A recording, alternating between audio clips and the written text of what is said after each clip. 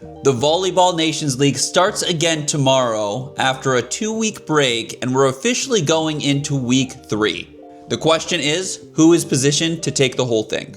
On top of that, there is a new show called Rotations on the Volleyball Nations League YouTube channel, and it's hosted by Brazilian legend and setter Bruno. And in the transfer market, a 2-time world champion has recently confirmed that he's on his way from Italy to the Polish PlusLiga. It's been about 2 weeks since we last talked about the Volleyball Nations League on this channel, and that break ends tomorrow, and we have a lot to catch up on. This is Men's Volleyball Weekly. Let's jump right into it. So the Volleyball Nations League is about to continue with week 3. A quick reminder, the VNL consists of 18 men's national teams playing round robin from June through July. And the top 7 plus the host nation will advance to championship week. In this case, the host nation is China. And the finals will be from July 29th to August 2nd. As I mentioned in a previous video, after 2 weeks, here is how the standings look. Japan sits in first place, and they are the only unbeaten team left.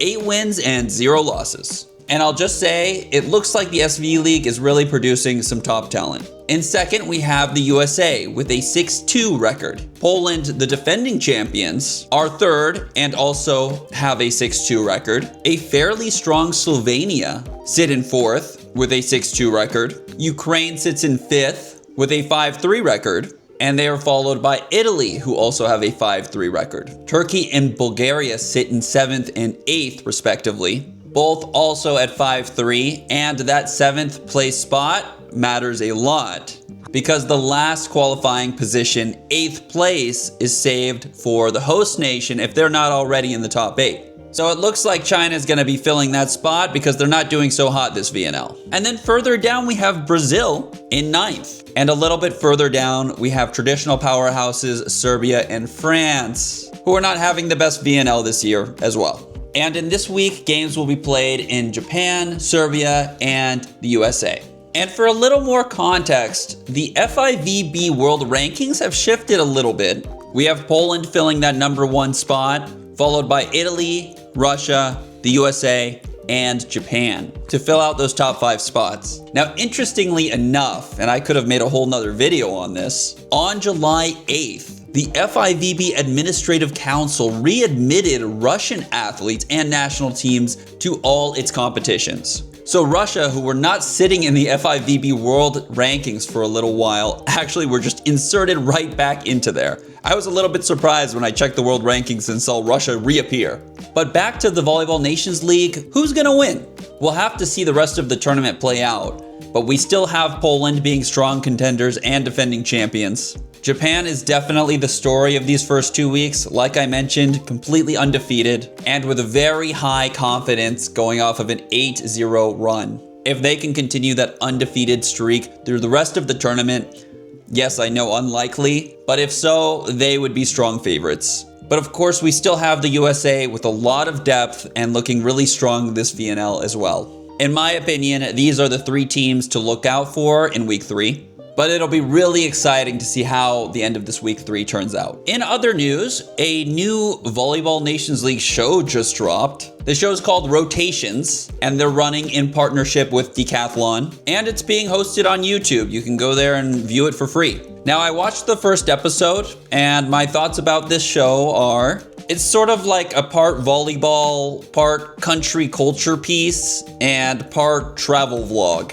And it seems to be running alongside the current Volleyball Nations League calendar. So it's hosted by Bruno, the Brazilian setter and legend, a very decorated player who captained Brazil from 2013 to the Paris Olympics in 2024. He actually retired not too long ago after the Paris 2024 quarterfinal exit, but this is a strong resume for a host of this volleyball show. And episode 1 was set in Turkey, where Bruno interviewed a Turkish volleyball women's player named Zehra Günyaş, who is part of the Turkish national team and took part in Turkey's first ever VNL gold in 2023. So it's a solid interview between Bruno and a decorated women's Turkish volleyball player. But the show kind of opens with Bruno drinking some Turkish coffee. So there's a little travel vlog in there. But honestly, my verdict is that the show ran a little bit slow. I'd say Bruno's a pretty charismatic person to be hosting,